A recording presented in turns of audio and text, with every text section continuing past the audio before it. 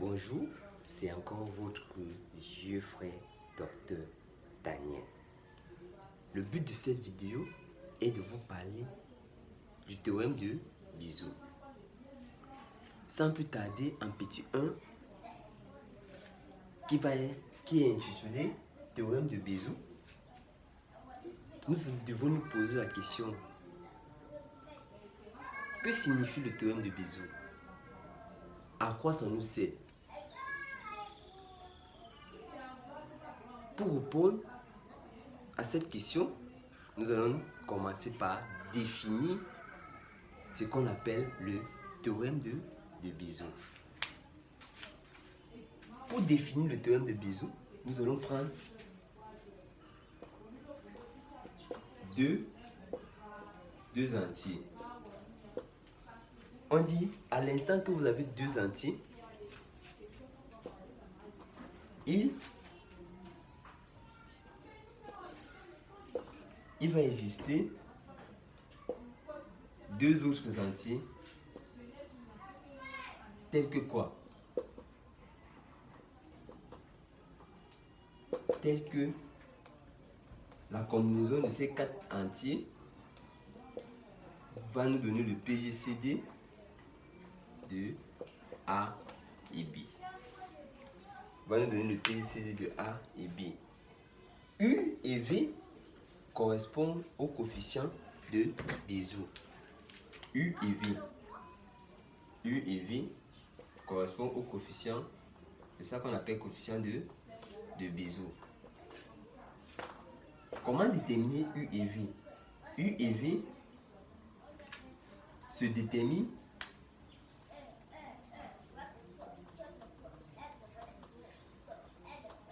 en utilisant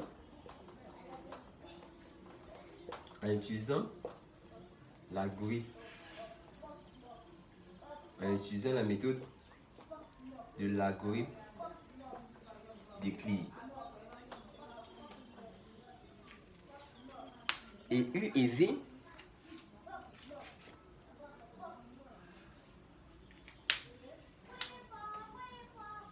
ne sont pas uniques. U et V ne sont pas uniques. Nous allons illustrer cette définition de Bézout avec un exercice. Exemple, on demande de calculer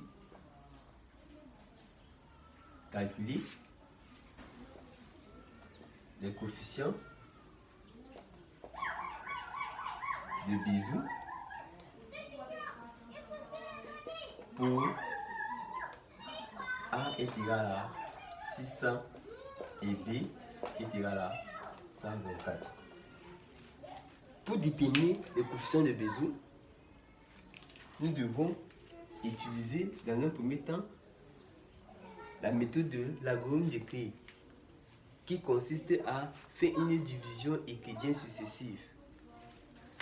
Nous allons faire la division euclidienne de 600 par 124. Ici, on va faire 124 multiplié par 4 plus 124 multiplié par 4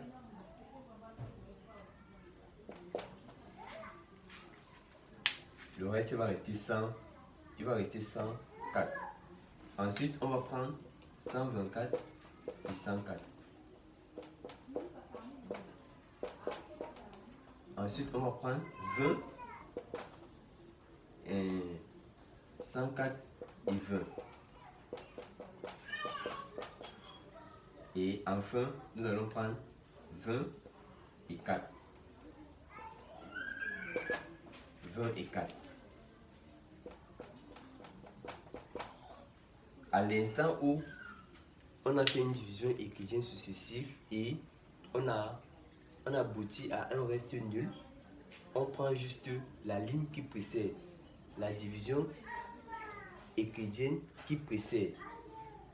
La division euclidienne qui précède la division où le reste est nul, c'est ceci.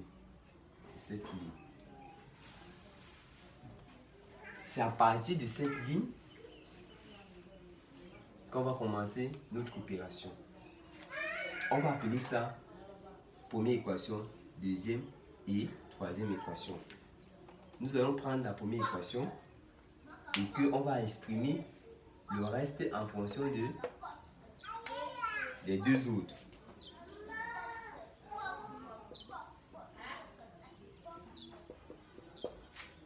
Ceci correspond au PGCD. Donc on va exprimer ce PGCD en fonction des deux autres.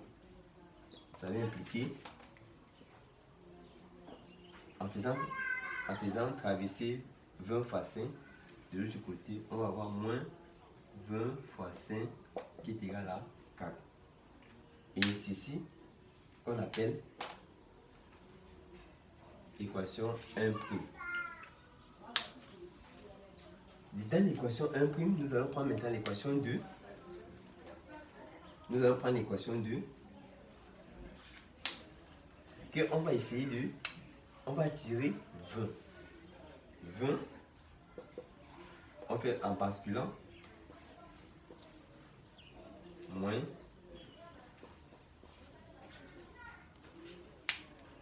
on va appeler l'équation 2'. On va maintenant dire l'équation 2' dans l'équation 1'. C'est-à-dire, dans l'équation 1', on va remplacer 20 par son expression. Là, ça va faire... On remplace 20 par son expression.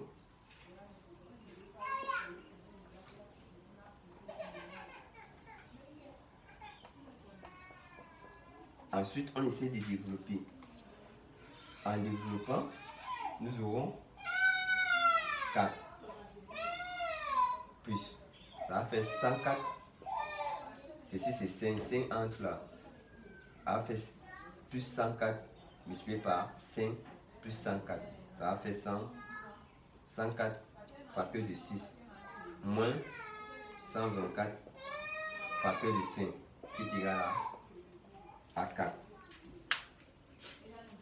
Qu'on va appeler équation étoile. Nous prenons maintenant la dernière équation 3 qu'on va essayer de tirer 104. Donc, le reste, chaque reste, on essaie d'exprimer chaque reste en fonction de leur paire qui a permis d'avoir le reste. Donc, on va dire le paire. Moins 124 de 4. Qu'on va appeler 3 étoiles. On va maintenant dire 3 étoiles dans 3 primes dans étoile. Dans l'équation étoile. On va essayer notre équation étoile. Donc ça veut dire que je vais remplacer 104 par son expression ici. Ça va faire moins multiplié par 6 moins multiplié par 5 est égal à 4. Ensuite, on va développer. Ça va faire 6. Là, le moins, on a moins, ça va faire moins. Le 6 va multiplier le 4, ça va faire 24. Donc, je peux mettre moins 24 à l'intérieur, ça va faire plus 124 moins 24. Et le moins peut entrer à l'intérieur, plus 124 multiplié par moins 5 qui est égal à 4. Qui est égal à 4. Ceci nous amène à dire quoi? Ceci nous amène à dire que nous aurons 6. On peut mettre, en mettant 124 en facteur, nous aurons moins 24 moins 5 qui va nous donner moins 29 qui est égal à à 4. Nous avons abouti à ceci. Or, ceci correspond au PGCD. PGCD de 600 et 124. Nous sommes à l'équation de Bézout. À l'équation de Bézout, donc ça sous-entend que quoi? Ça sous-entend que par identification, avec cette équation, par identification, nous aurons U prend la valeur 6, V prend la valeur moins 22, qui correspond à le coefficient de Bézout. C'est qu'on voulait déterminer, c'est qu'on nous a demandé de déterminer. Donc le coefficient de Bézout qui vérifie cette expression, cette équation est 6 et moins 29. C'est le couple 6 et moins 29.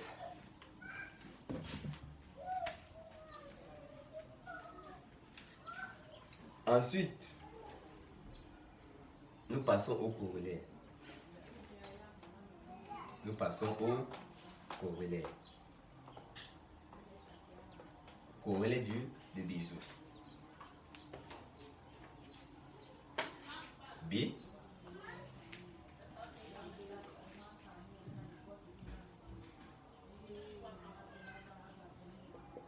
corollaire.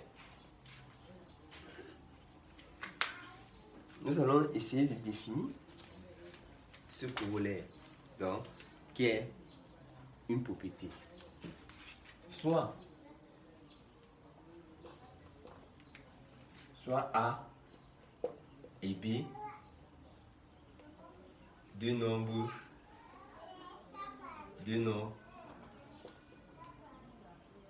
communs, bon, deux entiers communs entre eux. Deux entiers communs entre eux. Donc ça veut dire A et B sont promus entre eux si et seulement si il existe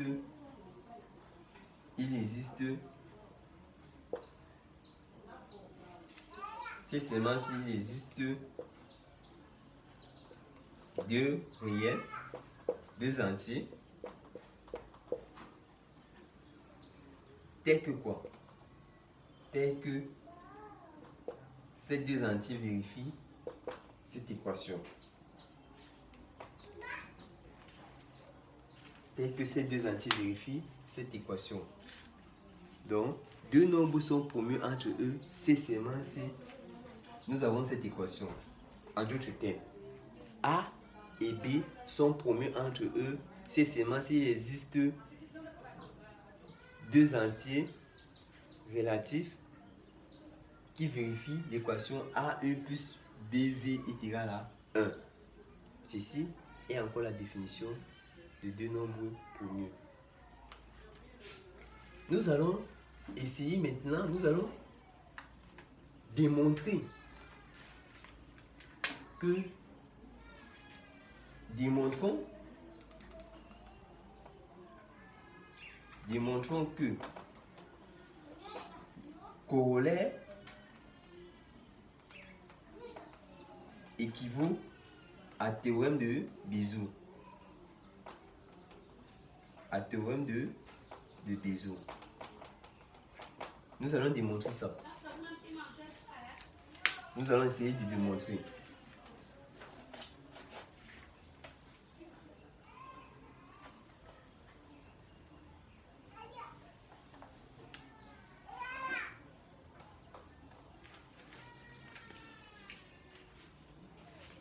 Nous allons supposer. Supposons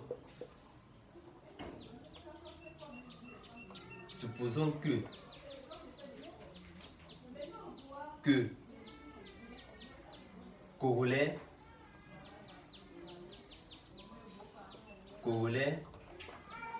est vrai. C'est-à-dire il existe un UV appartenant à tel que on a AU plus BV est égal à 1 et A et B sont promus entre eux. Sont promus entre eux. Et maintenant nous allons montrer et montrons que le PGCD de A et B est égal à 1. C'est ce qu'on va montrer. Et pour conclure, comment montrer ça? Comment montrer?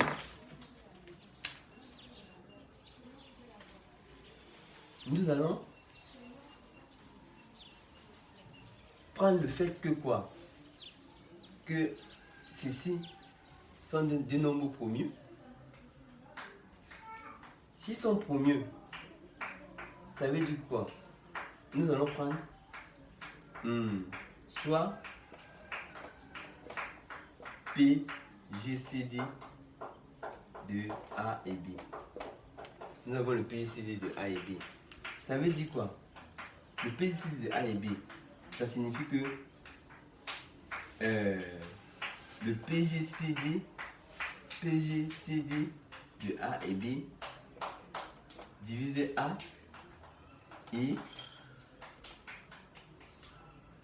PGCD de A et B divise B. Lorsque on a un PGCD de A et B, ça veut dire que le PGCD de A et B divise A et en même temps ça divise B. Ça divise à la fois A et ça divise B. Ces deux expressions-ci impliquent quoi? Ça implique qu'il existe un U' appartenant à Z tel que quoi? Tel que A s'écrit sous la forme. Bon, il existe un A' appartenant à Z tel que A est égal à quoi? Est égal à A' P, G, C, D de A et B. Et ceci, il existe un B' appartenant à Z tel que quoi? Tel que B est égal à B' PGCD de A et B. En utilisant cette équation, en remplaçant A par sa valeur et B par sa valeur dans cette équation, nous aurons quoi? Nous aurons A' U PGCD de A et B plus B' V PGCD de A et B est égal à quoi? Est égal à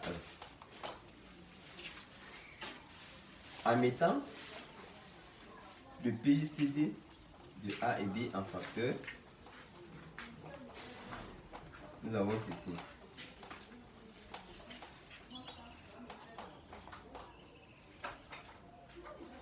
Ceci implique quoi? Ceci implique que le PGCD de A et B divise 1. Or, le PGCD de A et B divise 1. Tout nombre qui divise 1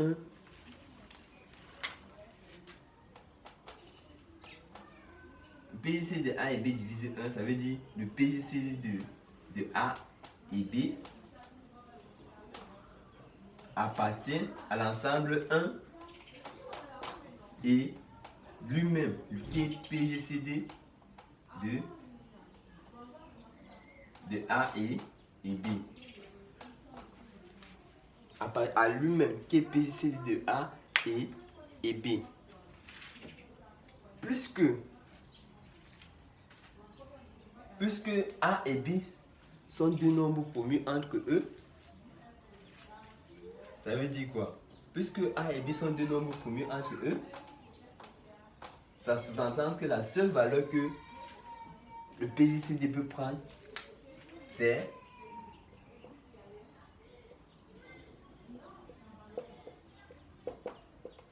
c'est 1. Donc, on peut conclure que donc, corollaire implique théorème de corollaire de Bézout implique théorème de Bézout. Dans le cas où le PGCD de A et B est égal à 1. Nous venons de montrer que le corollaire de Bézout implique le théorème de Bézout.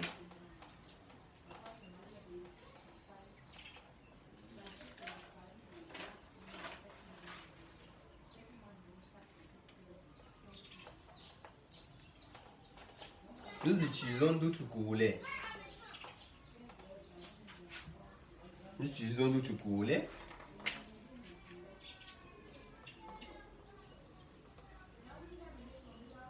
Corollaire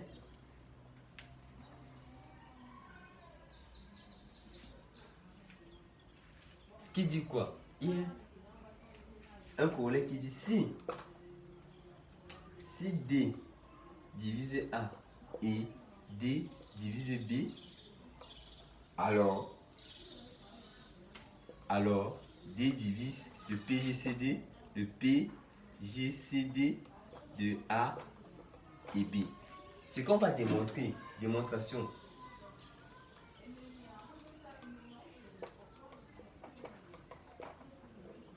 Supposons que D divise A et D divise B. Et montrons que D divise le PGCD de A et B. Divise le PGCD de A et B. D divise A, D divise B. Ça implique quoi? Ça implique que D divise la combinaison linéaire de A, U plus B, V. D'après le théorème de Bézout, Bézout dit quoi? Que AU plus BV est égal au PGCD de A et B. Donc ceci implique que quoi?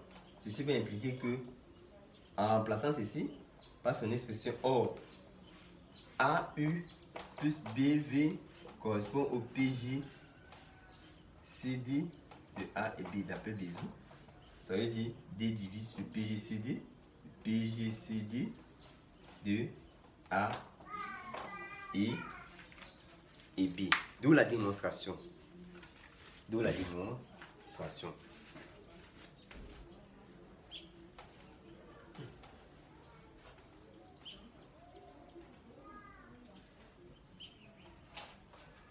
D'où la démonstration.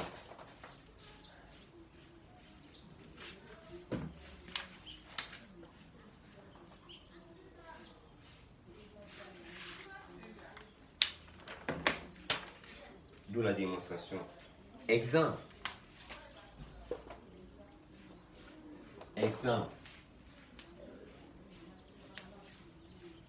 Exemple d'application. On dit si A divise 16 et si 4 divise 16 et 4 divise 24, alors 4 divise le PGCD de 16 et 24. Nous allons chercher à calculer le PGCD de 16 et 24. Or, en utilisant l'algorithme d'écrit, ça va faire 16 fois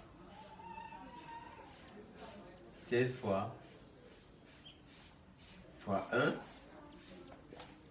plus 8. Ça va faire 16, 8, 2, plus 0. J'avais dit que ceci correspond au PGCD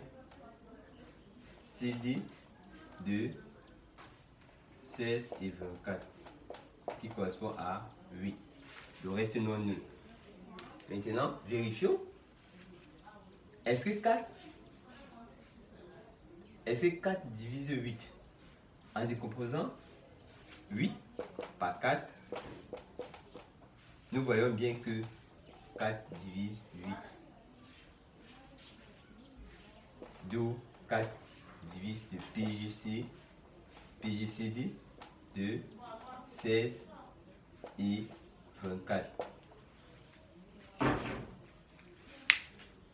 Ce qu'il fallait montrer.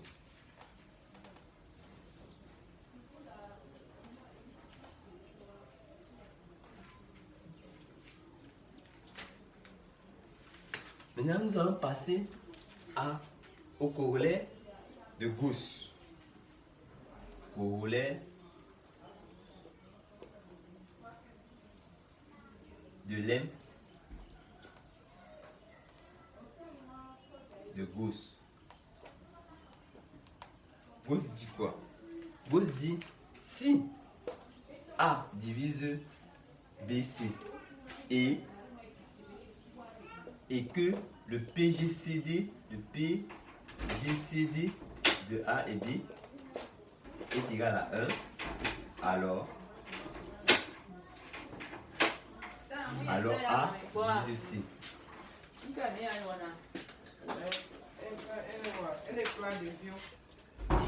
Démonstration.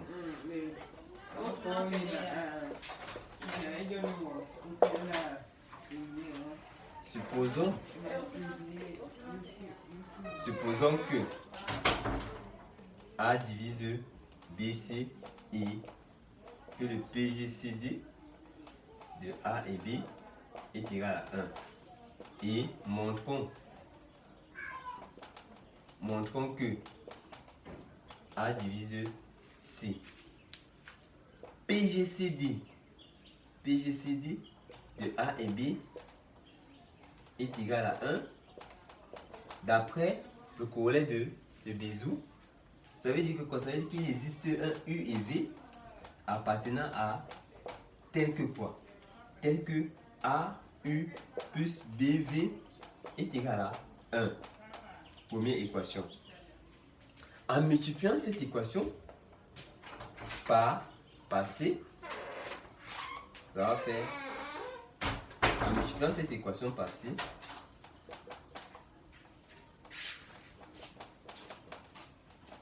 en multipliant 1 par C, on a ACU plus BCV est égal à AC, qu'il va appeler équation étoile. Or, A divise BC. Si A divise BC, ça veut dire que quoi? Qu'il va exister un D appartenant à Z tel que quoi? Tel que BC est égal à AD. Qui va être égal à AD. AD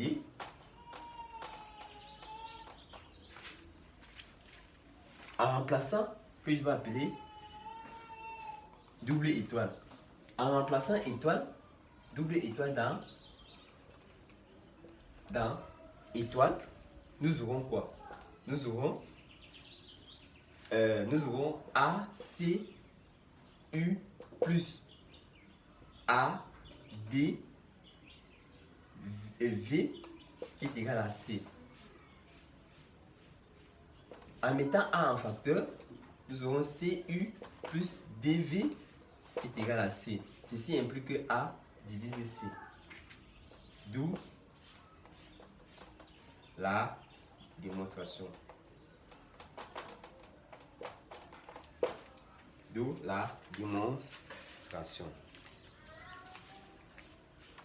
Ceci était l'objectif de cette vidéo. De vous parler du théorème de Bézout, de démontrer le corollaire. Si vous avez aimé ma vidéo, vous devez m'écrire en commentaire. Vous devez liker ma vidéo, vous devez partager, vous devez vous abonner, afin que vous ne puissiez plus rater d'autres vidéos qui seront plus instructives. Sur ce, bye bye.